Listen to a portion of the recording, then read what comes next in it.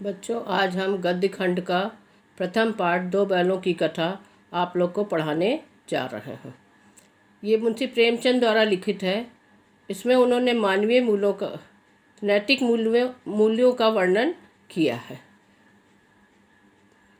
प्रेमचंद जी ने दो बैलों की कथा के माध्यम से पशुओं और मनुष्यों के भावनात्मक संबंध का वर्णन किया है। इस कहानी में उन्होंने ये भी बताया है कि स्वतंत्रता सहज में नहीं मिलती, उसके लिए संघर्ष करना पड़ता, निरंतर प्रयास करना पड़ता है। इस प्रकार परोक्ष रूप से ये कहानी आज़ादी की भावना को भी प्रकट करती है, क्योंकि जिस समय ये कहानी लिखी गई उस समय हमारा देश स्वतंत्र नहीं था, गुलाम था। दो बैलों की कथा के माध्यम से उन्होंने इन बातों को स्पष्ट किया है। इस प्रारंभ में मुंशी प्रेमचंद जी ने गधे का वर्णन किया है। गधा एक ऐसा जानवर है जो बहुत सीधा साधा है। उसमें ये सीधापन उसको मूर्ख कहलाता, वो बुद्धिहीन कहलाता। जब हम किसी को बेवकूफ़ समझते, मूर्ख समझते, तो उसको जो है हम गधा कह देते हैं। अब ये गुण उसमें कैसे आए कितनी, क्योंकि जानवरों में गाय भी सीधी होती है, किंतु ब्याई गाय तो जो है वो सिंगनी का रूप धारण कर लेती है, दूसरे को मारने के लिए भी तैयार हो जाती है। कुत्ता भी सीधा जानवर है, उन्होंने बताया है, किंतु वो भी काट लेता है। जबकि एक रोटी के लिए वो दरवाजे पे खड़ा रहता है, बहुत वफादार जानवर है, किंतु फिर भी वो काट लेता है। आगे वो ये बता रहे हैं, उन्होंने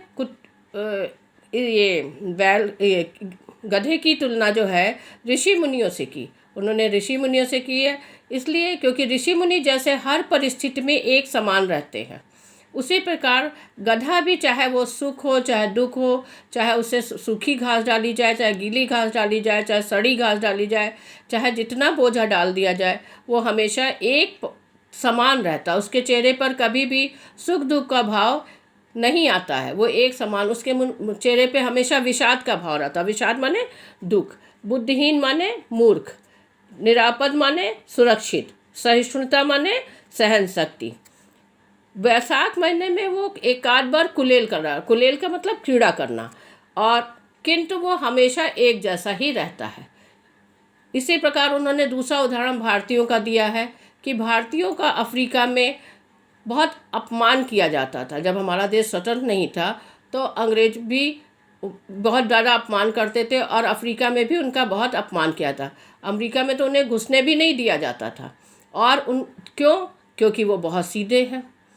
किंतु जबकि भारतीय जी तोड़ मेहनत करते हैं, काम समय में पैसा बचा कर रखते हैं समय के लिए, न शराब पीते हैं, न जुआ खेलते हैं, कुछ भी नहीं करते, फिर भी उनको मूर्ख ही समझा जाता है, उनको असभ्य ही समझा जाता है, वो आदर्श नहीं माने जाते हैं। जबकि जापान इस क्षेत्र में सबसे आगे निकल गया और वो आज गणमान्य देशों की गिनती में आता है, श्रेष्ठ देशों की गिनती में आता है।